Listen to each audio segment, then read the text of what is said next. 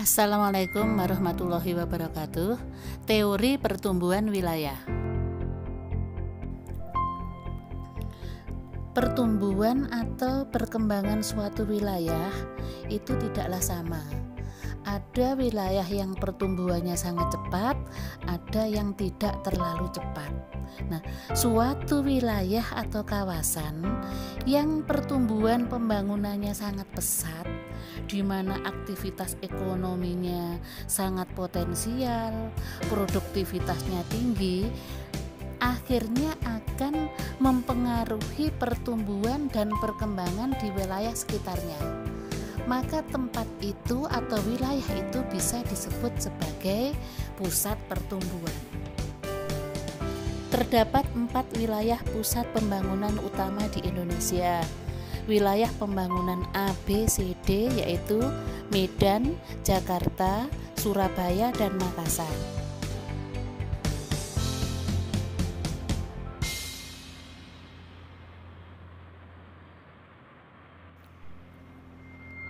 Kota Medan, Jakarta, Surabaya, dan Makassar sebagai pusat pembangunan utama yang pembangunannya lebih pesat diharapkan mampu menarik kota-kota di sekitarnya sehingga bisa berkembang seperti pusat pembangunan tersebut.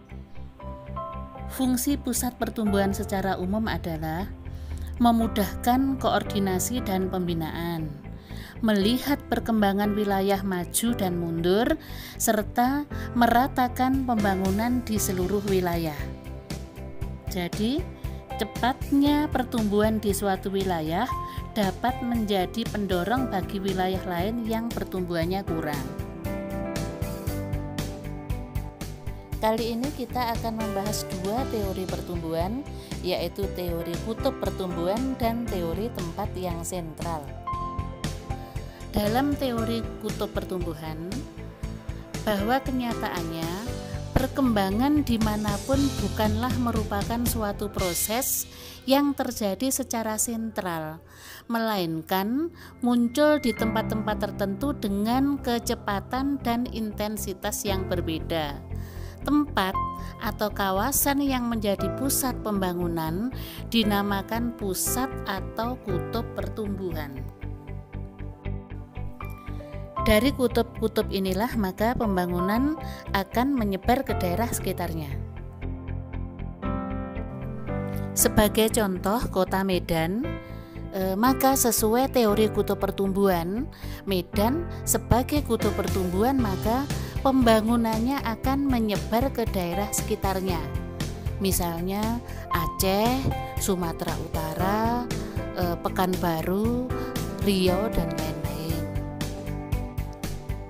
Teori yang kedua adalah teori tempat yang sentral yang dikemukakan oleh Walter Christaller. Menurut Christaller, kota sentral merupakan pusat bagi daerah sekitarnya yang menjadi penghubung perdagangan dengan wilayah lain. Dalam teori ini digambarkan bahwa tempat sentral merupakan suatu titik simpul dan suatu bentuk heksagonal atau segi 6. Daerah segi 6 ini merupakan wilayah yang penduduknya mampu terlayani oleh tempat yang sentral tersebut. Tempat sentral pada dasarnya dapat dibedakan menjadi 3 macam, yaitu hierarki 3 atau K3, hierarki 4 atau K4, dan hierarki 7 atau K7. Hierarki 3 atau K3, pusat pelayanan berupa pasar yang selalu menyediakan kebutuhan bagi daerah sekitarnya. Sering disebut sebagai kasus pasar optimal. Selain mempengaruhi wilayahnya sendiri, wilayah ini juga mempengaruhi sepertiga dari bagian masing-masing wilayah tetangganya. Jadi kawasan sentralnya 1 ditambah dengan sepertiga bagian di sekitarnya kali 6 itu 2. Sedangkan hierarki 4 atau K4, wilayah ini dan daerah sekitarnya yang terpengaruh memberikan kemungkinan jalur lalu lintas yang paling efisien. Tempat sentral ini disebut pula sebagai situasi lalu lintas yang optimum. Situasi lalu lintas yang optimum memiliki pengaruh setengah bagian dari masing-masing wilayah tetangganya. Dan yang ketiga, hierarki 7 atau K7. Selain mempengaruhi wilayahnya sendiri, juga mempengaruhi seluruh bagian atau satu bagian masing-masing wilayah tetangganya. Wilayah ini disebut juga situasi administrasi yang optimum. Pusat kegiatan administrasi pemerintahan memiliki kawasan pengaruh yang lebih luas daripada pasar dan lalu lintas. Oleh karena itu, lokasinya wajib diperhitungkan secara matang. Kawasan K7 ini memiliki daya akomodasi yang tinggi, yang mampu dijangkau oleh kawasan yang ada di bawah kekuasaannya.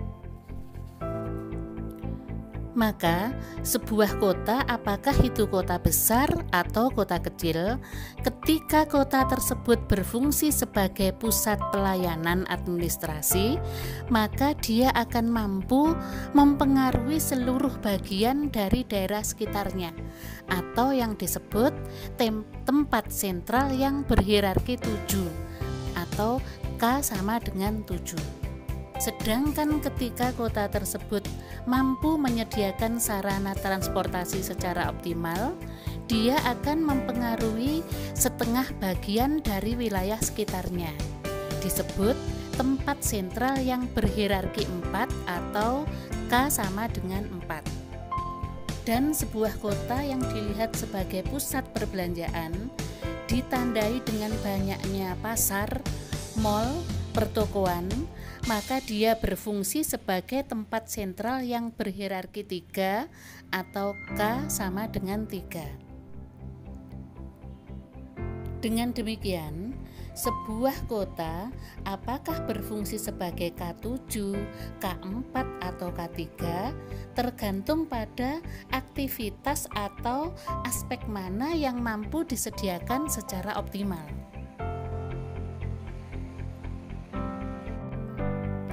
Dalam menerapkan teori tempat yang sentral, ada beberapa syarat yang harus dipenuhi. Cukup sekian materi konsep wilayah bagian kedua kali ini. Mudah-mudahan bermanfaat. Tetap jaga kesehatan. Assalamualaikum warahmatullahi wabarakatuh.